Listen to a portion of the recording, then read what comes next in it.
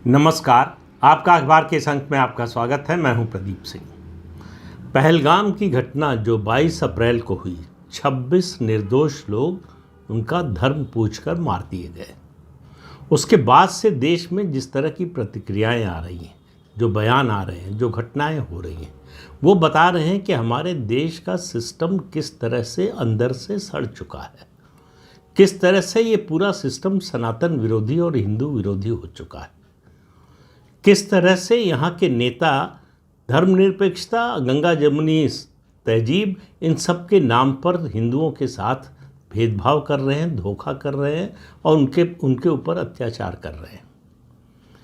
भारत सरकार ने एक फैसला लिया 22 अप्रैल के बाद कि जितने पाकिस्तानी नागरिक यहाँ आए हैं वीज़ा पर, उन सब का वीज़ा कैंसिल किया जाता है, किसी भी कारण से आए, और उनको वापस पाकिस्तान जो है डिपोर्ट किया जाएगा। इसके अलावा इसका भी पता लगाया जा रहा है कि ऐसे कितने लोग हैं जो भारत आए वैलिड वीज़ा पर और उसके बाद लापता हो गए, वापस नहीं गए। हज़ारों में संख्या निकल रही है और मेरा मानना है कि ये संख्या अगर कायदे से इसकी जांच हुई तो लाखों में निकलेगी। वैलिड वीज़ा पर आए और फिर यहीं पर जो है बस गए, शादी कर ली, बच्चे हो गए, सारे पहचान पत्र बन गए, यहाँ के वोटर बन गए। उनमें से कई दावा भी कर रहे हैं कि हम तो वोट दे रहे हैं, हमने पिछले चुनाव में भी वोट दिया था। तो इससे आप अंदाज़ा लगाइए कि इस समाज में हो क्या रहा था। लेकिन बात एक नई ताज़ा जो घटना है उस पर करते हैं। पहले फारूक अब्दुल्ला, जम्मू कश्मीर के पूर्व मुख्यमंत्री, और महबूबा मुफ्ती, जम्मू कश्मीर की पूर्व मुख्यमंत्री। इस घटना के बाद उनकी सहानुभूति किसके साथ है, आपके लिए अंदाज़ा लगाना कोई मुश्किल नहीं। उनकी सहानुभूति पाकिस्तानियों के साथ है। वो पाकिस्तानी नागरिक जिनका वीज़ा रद्द कर दिया गया है, या जो पाकिस्तानी नागरिक बिना किसी वैध डॉक्यूमेंट के यहाँ पर रह रहे थे, उनको सरकार भेज रही है तो कह रहे हैं ये मानवीयता के खिलाफ है और मानवीय दृष्टि से सोचना चाहिए, उनको वापस नहीं भेजना चाहिए। क्यों नहीं भेजना चाहिए? किसी दुश्मन देश के नागरिक को अपने देश में क्यों रखा जाना चाहिए? इसका जवाब फारूक अब्दुल्ला और महबूबा मुफ्ती कभी नहीं देंगे, क्योंकि इन दोनों लोगों ने और मतलब इनके परिवारों ने ऐसे ही लोगों का समर्थन किया है, ऐसे ही आतंकवादियों का समर्थन किया है। 22 अप्रैल की घटना में स्थानीय लोगों का कितना इन्वॉल्वमेंट था और कौन कौन थे, उसके बारे में कोई बात नहीं कर रहा। इन दोनों नेताओं और जम्मू कश्मीर के मुख्यमंत्री उमर अब्दुल्ला के मुँह से आपने ये नहीं सुना होगा। उस एक घोड़े वाले की बात उन्होंने बाहर भी की और विधानसभा में भी की। जो इनडिस्क्रिमिनेट फायरिंग में मारा गया, ये झूठ फैलाया जा रहा है कि वो गया था आतंकवादियों से बात करने की, क्यों मार रहे हैं, और उन्होंने मार दिया, तो गिनाने के लिए कि उनमें एक जो है मुसलमान भी मारा गया था। इस पूरे नैरेटिव को ख़त्म करने के लिए कि लोगों का धर्म पूछा गया पहले और उसके बाद उनकी हत्या की गई। जो हिंदू नहीं थे, यानी जो मुसलमान थे वहाँ, उनको नहीं मारा गया। जो ये बात कर रहे हैं कि बाद में घोड़े पर और पीठ पर लाद कर जो है सैलानियों को लेकर गए, ये सब निश्चिंत थे ये लोग। इनको मालूम था कि हम मुसलमान हैं, हमको मारा नहीं जाएगा। इनको मालूम था कि आतंकवादी हमारे ऊपर हमला नहीं करेंगे। और इसके अलावा वहाँ पर जो छोटे दुकानदार थे, जो खोमचा रेडी जो भी लगा रखा हो, वो सब इन्फॉर्मर थे आतंकवादियों को। सब मतलब 100% तो नहीं होते हैं, लेकिन ज़्यादातर उनमें से या तो इन्फॉर्मर थे, और सब की बात करें तो वो सबकी सिंपैथी आतंकवादियों के साथ थी। जम्मू कश्मीर में केंद्र सरकार ने पिछले बाकी 47 से के बाद की बात छोड़ दीजिए, अभी सिर्फ 2019 से 2025 के बीच में लगभग 6 साल में हज़ारों करोड़ रुपया खर्च किया है। ये इस गलतफहमी में कि विकास से जिहाद से लड़ा जा सकता है। 22 अप्रैल की घटना ने फिर से साबित किया है कि जिहाद का विकास से कोई सरोकार नहीं है, जबकि सरकार खुद ही देख चुकी है कि नक्सल प्रभावित इलाकों में विकास से नक्सलियों को नहीं रोका जा सका। रोका जा सका तो सुरक्षा बलों की कार्रवाई से ही। तो ऐसे लोगों के खिलाफ कोई जो है सहानुभूति नहीं होनी चाहिए। एक और मामला आया है जम्मू कश्मीर हाई कोर्ट ने एक व्यक्ति के डिपोर्टेशन पर रोक लगा दी है। अब मुझे उस मामले की पूरी जानकारी नहीं है। ये कहा जा रहा है कि उसने कोर्ट में डॉक्यूमेंट पेश किए जिससे साबित होता है कि वो भारतीय नागरिक है। सुरक्षा एजेंसियां कह रही हैं, पुलिस कह रही है ये पाकिस्तानी है। अब कोर्ट ने किस पर भरोसा किया? जिसको सुरक्षा एजेंसियां और पुलिस कह रही है कि ये पाकिस्तानी है। और जहाँ तक डॉक्यूमेंट्स की बात है, पहले तो अदालत तय कर ले। ये जम्मू कश्मीर हाई कोर्ट का फैसला है। अभी सरकार की ओर से इस पर और अपना पक्ष पेश किया जाना बाकी है, तो इसको अंतिम फैसला नहीं मान सकते। लेकिन उसके डिपोर्टेशन पर तो रोक लगी गई है फिलहाल। कि कागज़ तो बन जाते हैं। आपको लाखों करोड़ों की संख्या में घुसपैठिए हैं, बांग्लादेशी घुसपैठिए और म्यांमार से आए हुए रोहिंग्या, उन सब के पास कागज़ है। उनके पास आधार कार्ड है, उनके पास वोटर आई कार्ड है, राशन कार्ड है। तो क्या उन सबको भारत का नागरिक मान लिया जाए? अब 2-3 और घटनाएं हुई हैं। एक घटना ये हुई है कि पाकिस्तान ने अपनी सीमा बंद कर दी, अपना जो इमिग्रेशन ऑफिस है बंद कर दिया है। भारत जिनको भेज रहा है उनको लेने से मना कर दिया है। लंबी लाइन लगी हुई है सीमा पर। तो जो देश अपने सैनिकों का शव लेने से मना कर दे, वो जिंदा नागरिकों को लेने से मना कर दे, इसमें क्या आश्चर्य है? और किसको पता है इनमें से कितने लोग जो है वो स्लीपर सेल नहीं हैं, जो रहते यहाँ थे और पाकिस्तान के लिए, पाकिस्तान की एजेंसियों के लिए काम नहीं करते थे। इनके साथ किसी तरह की रहम की ज़रूरत नहीं है। इस बीच में एक अच्छी खबर भी आई है। सुप्रीम कोर्ट की बेंच ने उनके सामने एक याचिका दायर की गई थी कि पहलगाम की घटना पर एक सुप्रीम कोर्ट के रिटायर्ड जज की अध्यक्षता में जांच समिति बिठाई जाए। बहुत बुरी तरह से फटकार लगाई याचिकाकर्ताओं को। उन्होंने कहा कि सुप्रीम कोर्ट के रिटायर्ड जज या सुप्रीम कोर्ट कोई जांच एजेंसी नहीं है, कैसे जांच करेंगे? और कहा कि इस समय देश में जो माहौल है, जो वातावरण है, उसमें लोग एक साथ खड़े हैं आतंकवाद के खिलाफ। ऐसे में सुरक्षा बलों का मनोबल गिराने के लिए हम कोई काम नहीं करना चाहते। और याचिकाकर्ता से कहा गया कि इसे आप वापस लीजिए। तो सुप्रीम कोर्ट से इस तरह की खबर आना मेरे लिए ये शुभ संकेत है। लेकिन जम्मू कश्मीर हाई कोर्ट के बारे में क्या कहेंगे?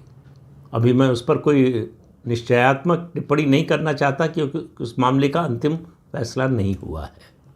लेकिन सिंपैथी किसकी कहाँ है, इससे पता चलता है।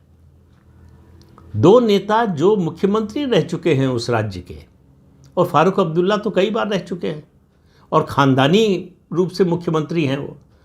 उनके पिता भी रहे शेख अब्दुल्ला, वो रहे, अब उनका बेटा है। तो ये तो उनकी ख़ानदानी रियासत है। और यही फारूक अब्दुल्ला हैं जो समय समय पर बोलते रहते हैं कि पाकिस्तान से बात करनी चाहिए। पाकिस्तान से क्यों और क्या बात करनी चाहिए? पाकिस्तान से सिर्फ जो हमारे विदेश मंत्री एस जयशंकर हैं, उन्होंने जो बात कही कि एक ही मुद्दा है पाकिस्तान से बात करने का कि जो चुरा कर ले गए हो कश्मीर का हिस्सा उसको वापस करो। उसके अलावा कोई बातचीत का कोई आधार नहीं है, कोई और मुद्दा नहीं है।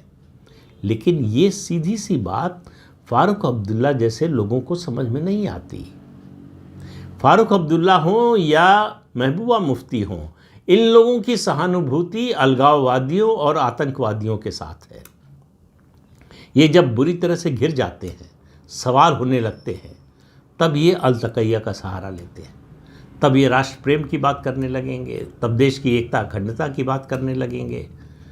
और नहीं तो यही लोग हैं जो कह रहे थे कि अगर अनुच्छेद 370-35A को हाथ भी लगाया तो खून की नदियां बह जाएंगी, तिरंगा उठाने वाला कोई नहीं रहेगा। यही लोग जब हो गया तो सरकार की तारीफ भी करने लगे। तो इनकी बातों पर भरोसा मत कीजिए। लेकिन मैं दूसरी बात कह रहा हूँ, ये जो हज़ारों लाखों की संख्या में पाकिस्तानी आकर बस गए हैं, जिनके पड़ोस में बसे हैं, जिनके मोहल्ले में बसे हैं, उन लोगों को तो पता है, स्थानीय पुलिस को तो पता है। तो देश की एकता, अखंडता, सुरक्षा को खतरे में डालकर अपना हित देखने वालों की संख्या कितनी बड़ी है ये देखिए।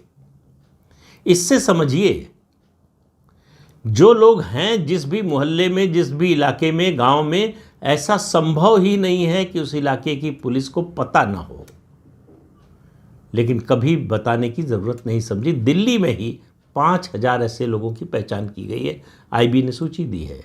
दिल्ली पुलिस अभी तक क्या कर रही थी? अगर 3, 4, 5 दिनों में, एक हफ्ते के अंदर 5,000 लोगों की, ऐसे लोगों की, पाकिस्तानियों की पहचान हो सकती है, तो वो बरसों से कैसे रह रहे थे? एक महिला तो कह रही थी हम 40 साल से रह रहे हैं। एक सज्जन है जम्मू कश्मीर में जिन्होंने कहा कि हमने पाकिस्तान में एक महिला से जो है इंटरनेट पर जो है ऑनलाइन निकाह कर लिया। अब आप देखिए किस तरह से कानून का, देश की सुरक्षा का मजाक उड़ाया जा रहा है।